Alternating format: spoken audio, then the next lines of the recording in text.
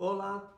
Na aula anterior, nós estávamos tratando sobre a responsabilidade civil dos profissionais da área da saúde. E hoje eu falei que nós iríamos tratar inicialmente de 3 elementos caracterizadores da culpa.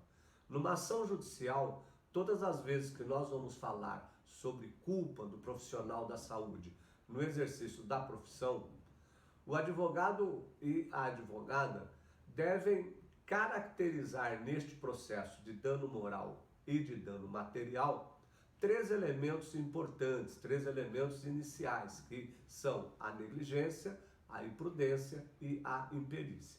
Quando nós falamos sobre a negligência, o conceito de negligência é este. Negligência é a falta de cuidado, é um desleixo proposital relacionado a um procedimento.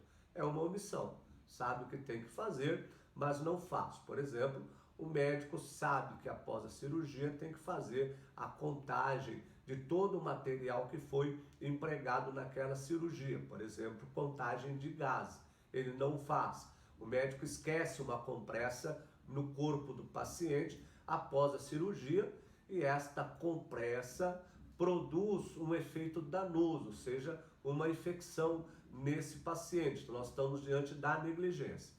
Podemos falar também sobre a imprudência. A imprudência consiste na prática de uma ação que não foi pensada, realizada sem as precauções necessárias. É a falta de atenção, é fazer um procedimento sem prestar atenção no protocolo. Por exemplo, a enfermeira, quando não realiza a diluição correta da medicação, está cometendo uma imprudência. E, finalmente, a imperícia. A imperícia é a falta de habilidade técnica para o desenvolvimento daquela atividade. Em outras palavras, é a falta de conhecimento técnico. Então, por exemplo, o paciente apresenta sintomas específicos de uma determinada doença e o médico prescreve tratamento para outra doença. Então, estamos diante dos 3 elementos aqui caracterizadores. E aí, nós precisamos entender também que existe 3 pressupostos que vão tratar sobre a responsabilidade na área da saúde.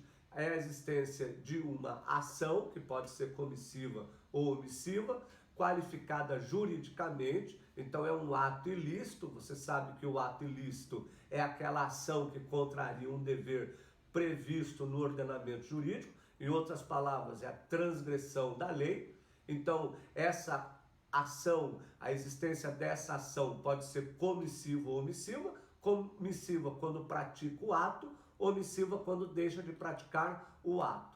E a ocorrência de um dano moral ou patrimonial, o efetivo dano.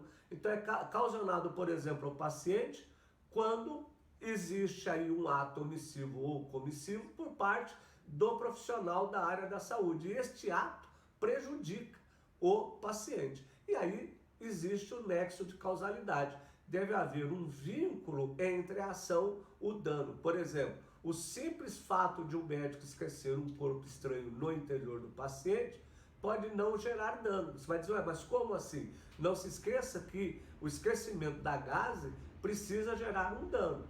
Agora, vamos imaginar que você vai fazer um pedido de indenização porque o médico deixou a gase no interior do paciente e esse paciente não está sofrendo absolutamente nada, essa gase não está incomodando esse paciente, mas ele não quer a compressa, ele não quer a gase, aquela gase que fica no corpo dele. Olha, você vai entrar com ação judicial, mas o dano que você vai pleitear não é em razão do esquecimento da gase, é o fato de o seu paciente, do seu cliente ter de se submeter a uma cirurgia de risco, que vai colocá-lo